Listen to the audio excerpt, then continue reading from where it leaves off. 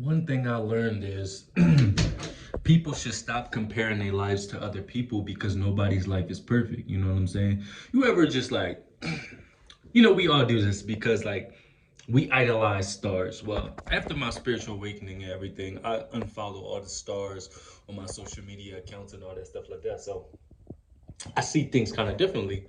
And I've always seen stars as like regular people, but now if you've had a spiritual awakening, you know what I mean. You see things like completely different.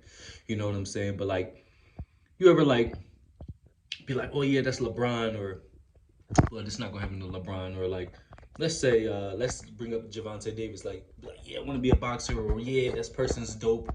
Just as an example, this person's dope. Next thing you know, he's smacking his girlfriend in the back of the head. I say this to say, as that's a crazy situation. I don't know if it's true. I say this to say, you shouldn't look at people's lives and just automatically assume that they live in a perfect life or idolize people's lives because you don't know what's going on in their lives. Look at the NBA player Matt Barnes. I'm thinking, yeah, he's an NBA player, he's dope, whatever the case may be.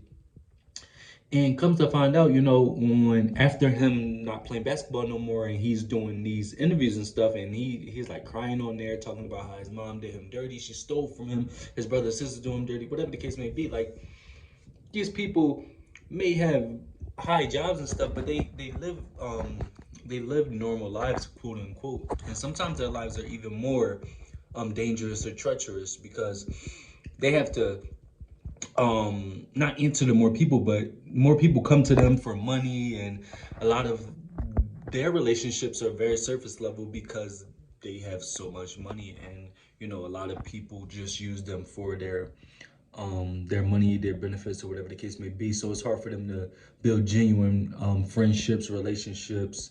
Um, Imagine how hard it is for us as just regular people to find decent people nowadays in society. And can you imagine being a star? Can you imagine being popular? And you gotta basically deal with devils on a higher level. What they say, what is that saying? I forget. It's like, more levels, more devils, or something like that. That's definitely not the saying, but you get what I'm saying. Like, the higher you go. I remember I was working at this warehouse, and my boss would say that. So when I started first working at the warehouse, I was a regular warehouse worker. Then I became a QA, which is quality assurance, basically somebody who deals with inventory and stuff like that. And then I became, look at me with experience, and I'm teaching y'all. No, I became a QA, then I became a supervisor, you know what I'm saying? And then I started doing the manager's work, even though I wasn't a manager yet, you feel what I'm saying? So I had experience like each level of the business except for the GM, which is the general manager, which was my boss. But I had a conversation with my boss um, in the not the coat closet. That's when I was young.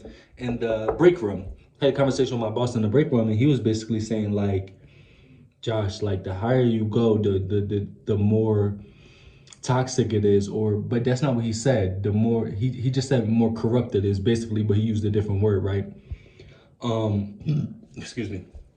At that time, I'm like 19. I'm a supervisor at like 19.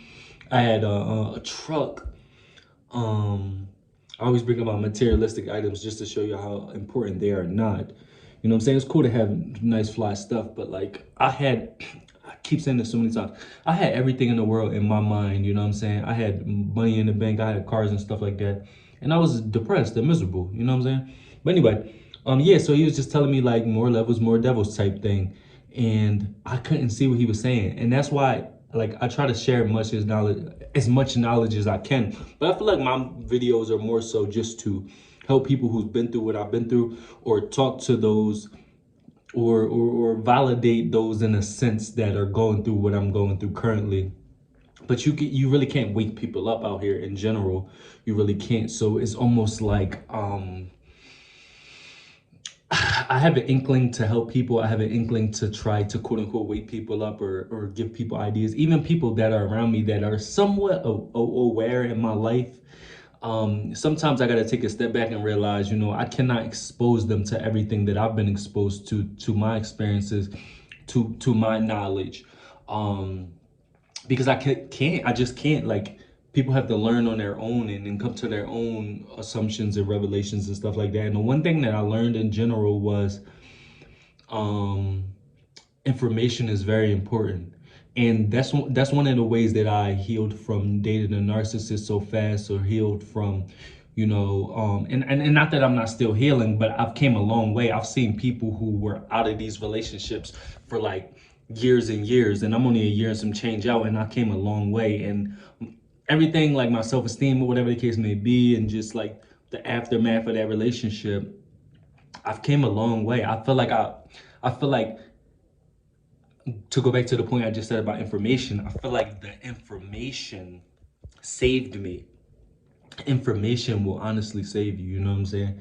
Because I'm the type of person that I indulge myself into facts and information, and I even question the information sometimes, or I feel like they say, knowledge is power. Knowledge is 100% power. Knowledge is 100% power, because the more you learn things, the more you understand things, the more you alleviate whatever pain that you have. Because a lot of times our pain comes from false beliefs. So if you're dealing with toxic people in your life, if you're dealing with something that is painful, and your belief behind it is false or toxic, or your perception based off of that situation is flawed, or sometimes it's not flawed, it is just what you believe in that time. So once you change your perspective on that, once you realize your greatness, once you realize you have so much to offer, once you realize that you were dope the whole time, you just had individuals who were trying to take that away from you. You had individuals who were trying to knock you down. You had individuals who hated themselves, and they wanted you to believe so bad that you weren't nothing. You know what I'm saying? And when you get the information and you learn those type of things, then you can get on the other side of anything. Now, it takes time to heal. So at the end of the day, they say time heals, but I don't believe that. I think that time plus information heals. You know what I'm saying? I honestly do believe that. I was thinking about that earlier when I was driving in the car. I'm like, people always say time heals or you'll get over it. And like I said, I've seen men, women still in pain from their past situation, whether it's a relationship, whether it's a death, whatever the case may be. But they also soak in that. They also focus on that. The more you focus on something, the more it grows. If you focus on the fact that you dated a narcissist, that pain is going to grow. If you focus on working on yourself, healing, realizing that you are chosen, use whatever you can to alleviate that pain. I can't tell you to follow God. I can't tell you to follow spirituality. I can't tell you to follow Buddha.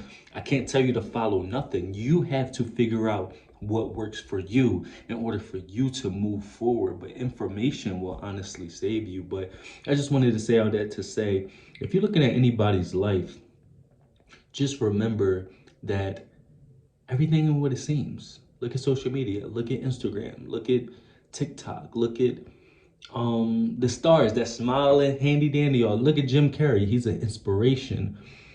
And he basically got to the point now where he's like, I don't even want to be out in the public. Like, they're like, when are your next projects coming or whatever? And he's like, I want my peace. I want to be able to do my paintings. Because he's telling you that for the 30 plus years, he's been basically living in a facade. He's been living in a bubble, and he's been living in an entertainment industry that he's not happy with, which a lot of people do that because sometimes people strive to be something, right?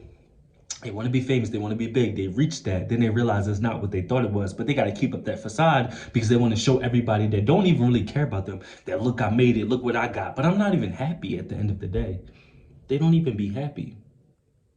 So I just want to tell everybody, first and foremost, use information as much as you can. Time will heal, but you need information. On top of the fact that, don't look at these celebrities, don't look at these stars, don't look at these people and idolize them. You can appreciate them for what qualities they bring to your life, what dope, they're inspirations. You know what I'm saying? I'm not saying you shouldn't strive to be big or famous or whatever the case may be, but I'm just saying that don't compare them to your lives. Everybody has their own different walk. Everybody has their own different journey. And like I always say on this channel, what I say, I'm different, you different, we different. Is your boy Josh Different? I'm out.